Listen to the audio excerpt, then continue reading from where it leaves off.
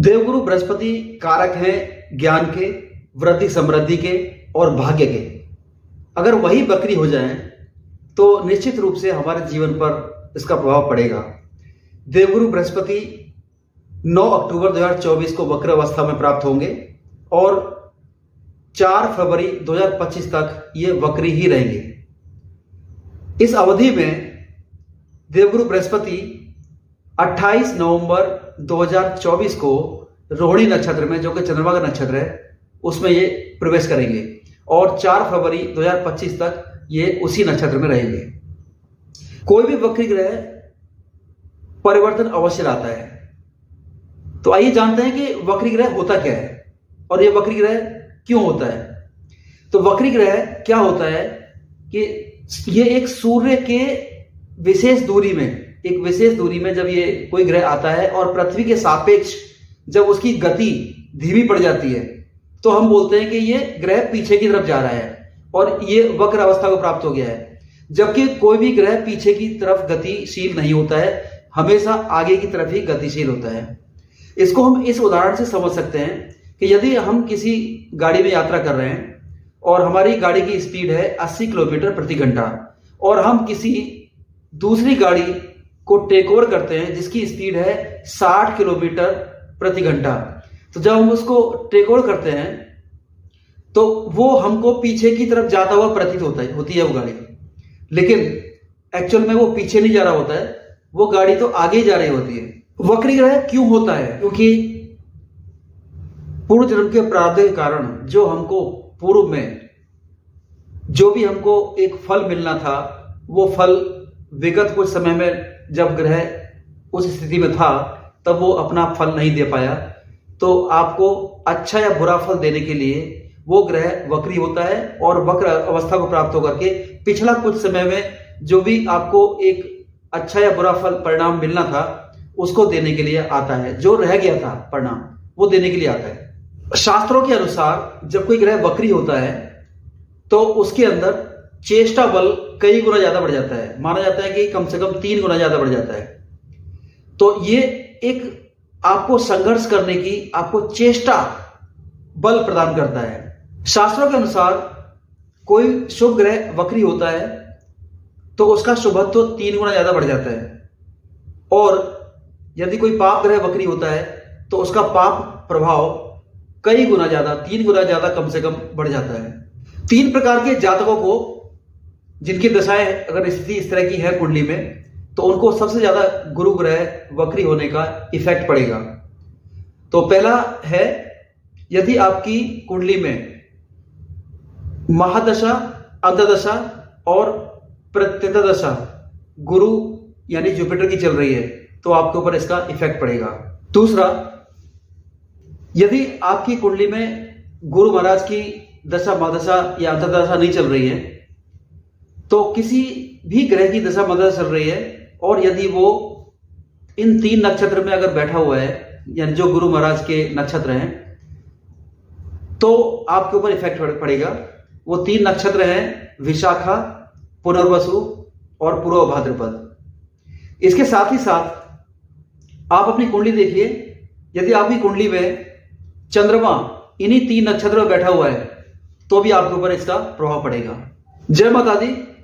मैं आचार्य नरेंद्र शर्मा, एस्ट्रो वास्तु, आपका अपने चैनल पर स्वागत करता हूं। आइए जानते हैं विभिन्न राशियों में और लगन में इसका क्या प्रभाव पड़ेगा। हमारा यह विश्लेषण लगन पर आधारित है, लेकिन यदि आपको लगन नहीं पता है तो आप इसे राशि या फिर नाम राशि से भी देख सकते हैं।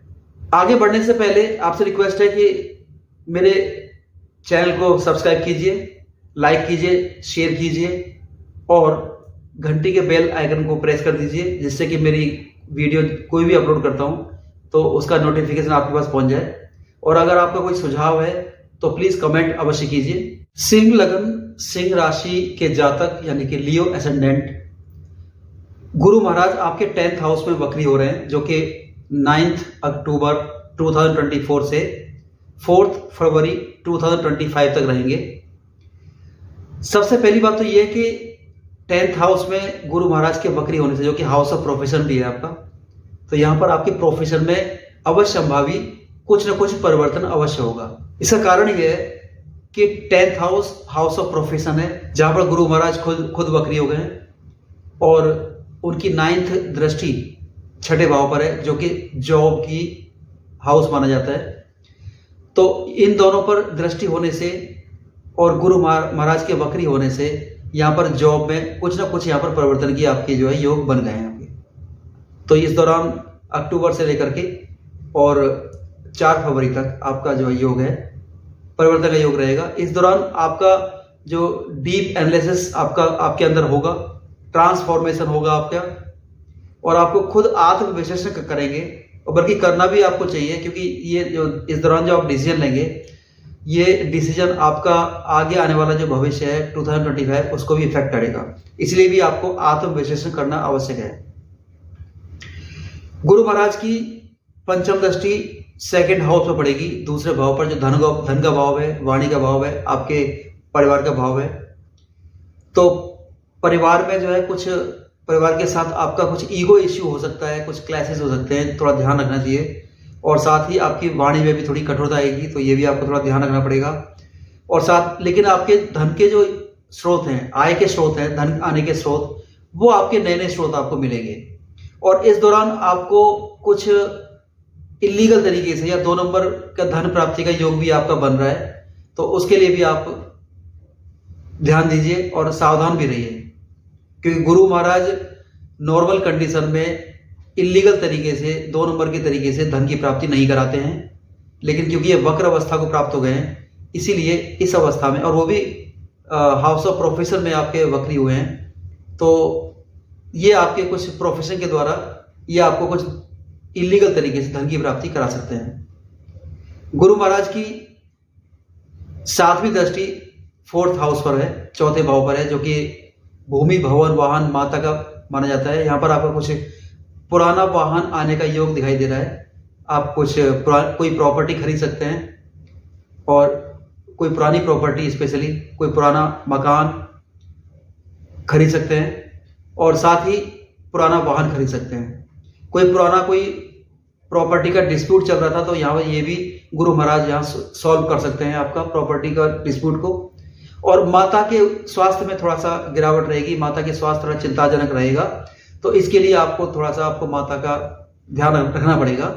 और कुछ भी प्रॉब्लम हो माता को, तो आप तुरंत मेडिकल ट्रीटमेंट के लिए उनसे डॉक्टर से संपर्क कीजिए। गुरु महाराज की 9वीं दृष्टि 6ठे भाव पर है, जो कि रोग, ऋण, शत्रु और जॉब के हाउस, यानी कि रोग, ऋण, शत्रु तीनों खत्म हो जाएंगे। कोई जॉब होगा तो जॉब जो है आपका परिवर्तन हो सकता है, प्रमोशन हो सकता है, कुछ ना कुछ परिवर्तन अवश्य होगा। रोग कोई पुराना है तो वो डायग्नोस हो जाएगा, वो समाप्त हो जाएगा। और ऋण अगर आपने कोई लिया हुआ है तो वो ऋण भी यहाँ पर जो लोन है वो भी यहाँ पर चुकता हो जाएगा। इसके अलावा गुरु महाराज 5म भाव और 8म भाव के भी स्वामी हैं, तो 5म भाव में भी यहाँ पर शिक्षा और संतान के लिए थोड़ा सा आपको ध्यान देना होगा। शिक्षा में क्योंकि कुछ अलग तरीके से आपको कुछ शिक्षा इस दौरान चलेगी, कुछ परिवर्तन आएगा शिक्षा में, तो वो आपको थोड़ा सा ध्यान रखना पड़ेगा। उसके लिए कुछ डिफरेंट तरीके से, कुछ ट्रेडिशन से हटके कुछ यहाँ पर आप शिक्षा प्राप्त करेंगे। और कुछ अगर आपका कुछ अलग इंस्टीट्यूट में आपको एडमिशन लेना है, स्कूल में या अलग किसी विद्यालय में आपको जाना है, तो उसके लिए आपको पहले से डिसीजन आपको सही से लेना होगा। यहाँ पर कुछ डिले हो सकता है प्रोसेस में, क्योंकि वक्री होने के बाद में गुरु या कोई भी ग्रह वक्री होने के बाद कामों को डिले कराता तो अवश्य है, लेकिन वो डिले कराता है। संतान प्राप्ति के लिए भी यहाँ पर डिले का योग बन रहा है, और साथ में जो नॉर्मल तरीके से जो गर्भाधारण नहीं कर पा रही थी महिलाएं, वो यहाँ पर इन विट्रो फैसिलिटी या फिर कुछ जो डॉक्टरी ट्रीटमेंट के द्वारा जो गर्भाधारण है उसके द्वारा वो गर्भधारण कर सकती हैं, वो इस तरह का योग दिखाई दे रहा है। और साथ ही यहाँ पर 8म भाव के स्वामी होने से आपके पैतृक संपत्ति के डिस्प्यूट है वो समाप्त हो जाएंगे, और आपकी जो बेरा मेहनत की कमाई, अनअर्न्ड इनकम, वो भी यहाँ पर आय का स्रोत खुलने का योग दिखाई दे रहा है। यहाँ पर अगर आप मैन्युफैक्चरिंग के फील्ड में हैं, सीए हैं, टैक्सेशन काम करते हैं, सिक्योरिटी इक्विपमेंट में काम करते हैं किसी प्रकार के, या सिक्योरिटी फोर्सेस में, और या कोई रिसर्च कर रहे हैं, एमफिल पीएचडी कर रहे हैं, तो ये आपके लिए समय स्वर्णिम समय है। ये आपको जबरदस्त बूस्टअप करेगा।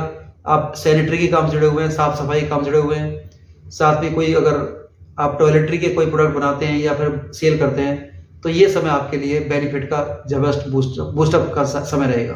28 नवंबर 2024 को गुरु महाराज रोहिणी नक्षत्र में यानी कि चंद्रमा के नक्षत्र में प्रवेश कर जाएंगे, जो कि आपके कर्क राशि 12th हाउस में पड़ती है। तो यहाँ से आपको विदेश के द्वारा कुछ कनेक्शन कराएंगे, विदेश से आपको बेनिफिट कराएंगे, एमएनसीज कंपनी या कोई विदेश में आपको कोई जॉब ऑफर भी आ सकता है आपका।